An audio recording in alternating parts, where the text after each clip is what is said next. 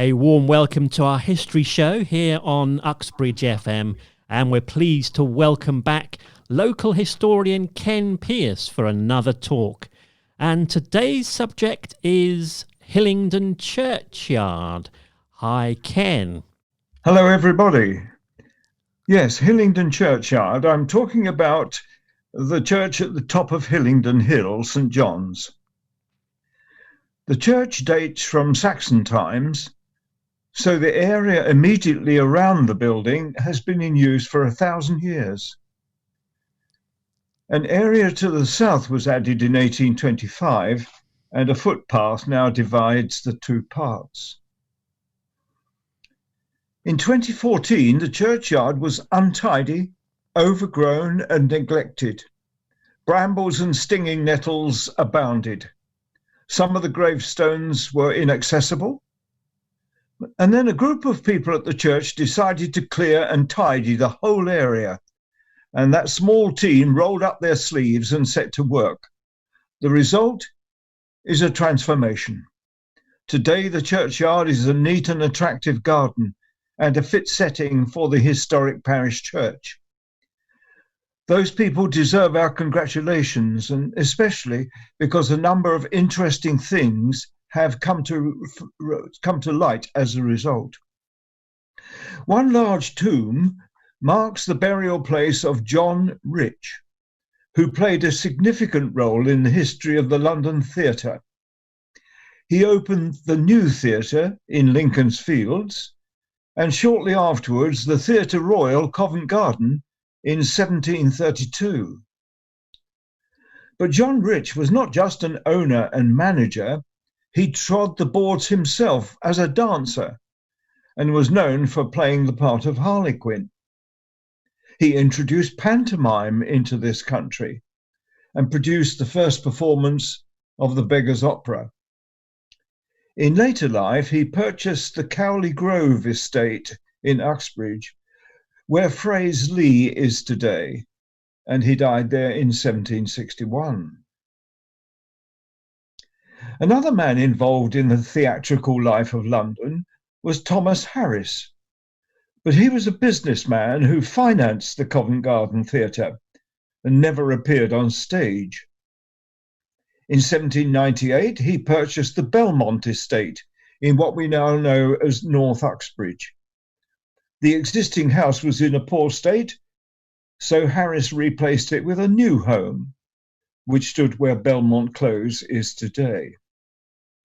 Thomas Harris died in 1820 and was buried in the family vault at Hillingdon.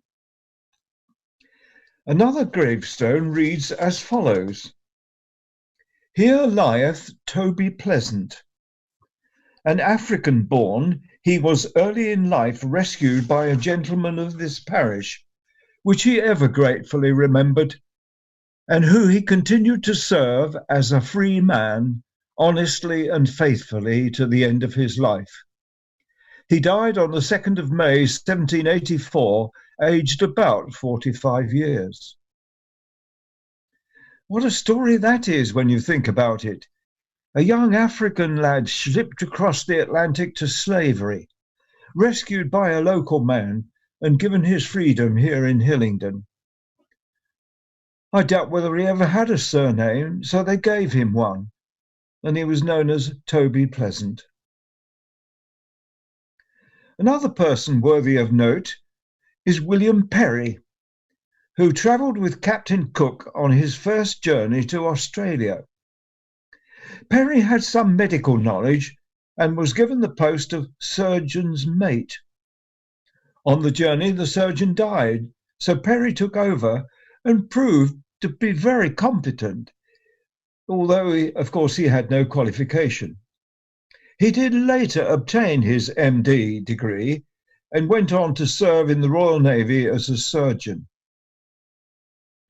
He left the Navy in 1801, and eventually he and his wife settled in Hillingdon, and they had a house built, and they called it Perryfield. It still stands on the main road, not far from the church. In his retirement, William Perry took to fruit growing contributing articles on the subject to various magazines. He died in 1827, aged 80, and was buried in the churchyard. Also there is Major General Richard Russell, a military man who served in the 1st Regiment of Foot, now known as the Grenadier Guards. He served in several campaigns abroad. He also settled in the Cedar House. That's the property opposite the churchyard across the main road.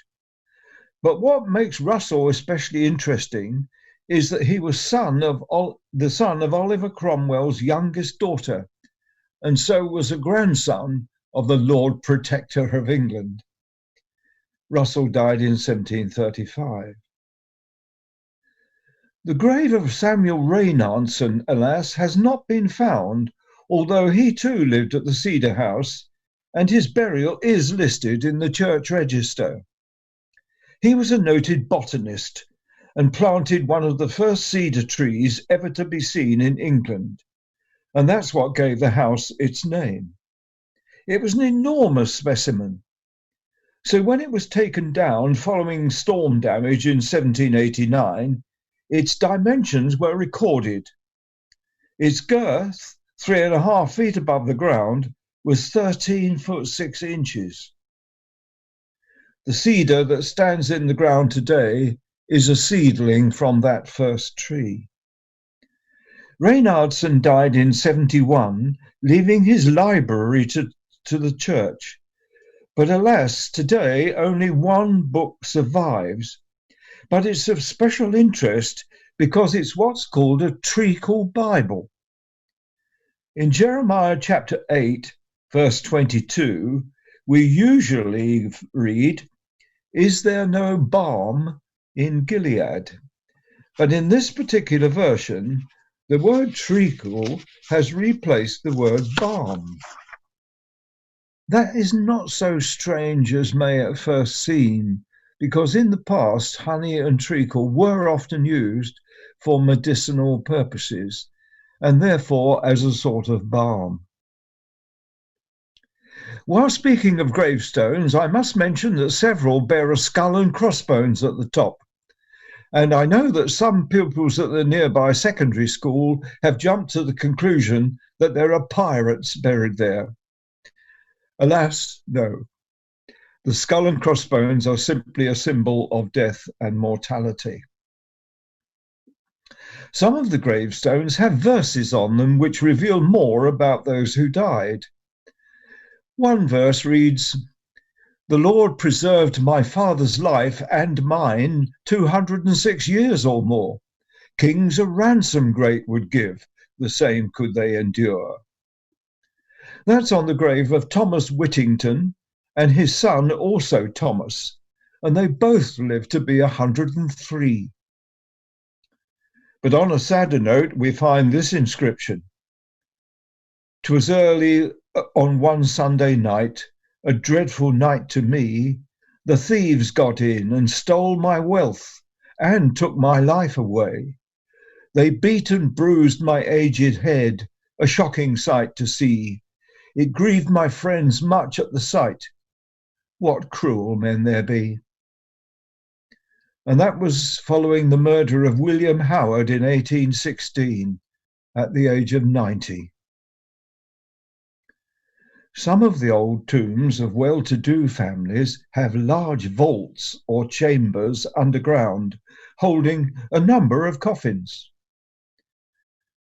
About 40 years ago, an elderly resident, Arthur Gorham, recalled that as a young lad, he was sometimes put down into a vault before a burial took place, and he had to stay there for some time. Eventually, the coffin was lowered, the burial service was completed, and everyone left. And then Arthur Gorham's job was to push the coffin into a suitable place, and only after that did they get him out. By 1867, the churchyard was full, but this had been anticipated. But as the churchyard closed to new burials, Hillingdon Cemetery opened down Hillingdon Hill. But in the churchyard, burial did continue in existing family graves. And so the last churchyard burial took place in 1948. The interment of ashes continues. A survey some years ago revealed the existence of an extremely rare tree in the churchyard, a Chinese cow's tail pine. Botanical name, Cephalotaxus fortunei. The common name arises from the fact that the new growth resembles a cow's tail. The tree is of Asian origin, but nobody today knows how it got there. And there is also an unusual feature on the clock face, which has Roman numerals. The number 4 is usually denoted by 4 ones or 4 bars, but on the Hillingdon clock, the 4 is shown as 1 and V. Most unusual. And finally, my special thanks go to Christine Bartlett, who has supplied me with much information for this talk. Wonderful, Ken. I definitely agree with using honey and treacle for medicinal purposes. That sounds great. But I don't much fancy Arthur Gorham's job in the tomb. That sounds a bit spooky to me. Right, we'll have another talk in a second. Stay tuned.